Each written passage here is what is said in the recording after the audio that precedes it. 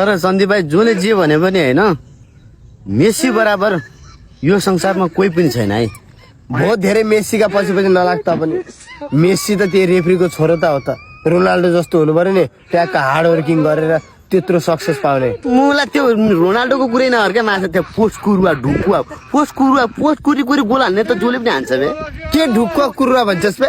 अनि त्यो मेसीले के कुरा गर्ने? रोनाल्डोले अस्ति भर्खर 7.10 फिटको उचाइबाट त्यसले हानेछ पुरा बाइसाइकल। त्यस्तो तोड्न सक्नु परेन कसैले। मेसी भन्छ, मेसी केही होइन। मलाई त्यस्ता त्यो अकाले फाले बल हान्न के हात मेसी जस्तै 10-12 जनालाई पुरा फुइ नचार गोल हान्न सक्नु पर्यो नि। बाबु जति गरे पनि मेसी भन्दा नि अगाडि नै हो के रोनाल्डो। रोनाल्डोले देखेछस् नि हाई स्कोर गोल रोनाल्डोको छ। मेसीको त कति 100 गोल पछाडि होला मेसीको त।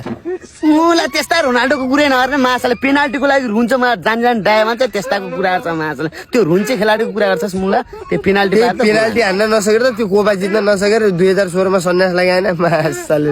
मुला त्यो अलि त्यो प्लेयरहरू अलिकति त्यस्तै भएर अनि नत्र भने त्यसको फ्री किकहरू हेर त्यसको पासिङ हेर ड्रिब्लिङ हेर माछाले कहाँबाट कहाँ बल निकाल्छ। त्यस्तो रोनाल्डो सक्छ माछा पोटो यस्तो कुरेर बस्छ। मलाई त्यस्ता कुरा छ हेरे थुथु नगर मुला खुन्सा माछाले मेसी कतिले भास्तो रे। त्यसका प्लेयर राम्रा भएर मात्रै हुन्। च्याम्पियन लिग हेरेर च्याम्पियन लिग कोसँग कति छ त्यहीबाट तुलना भइहाल्छ त। यस्ता माछाले त्यस्ता त्यो रोइ जिते च्याम्पियन लिगका कुरा नगर न माछा युभेन्टस कोसँग सबैसँग त्यही लास्ट मिनेटमा त्यो पेनाल्टी पाउँदै झ्याली गर्दै जित्यो हामीलाई थाहा छैन। वर्ल्ड कप भन्ने थाहा छ। वर्ल्ड कप भने विश्वकपमा कहिले फाइनल देखा त्यसले अनुहार त्यस्तामा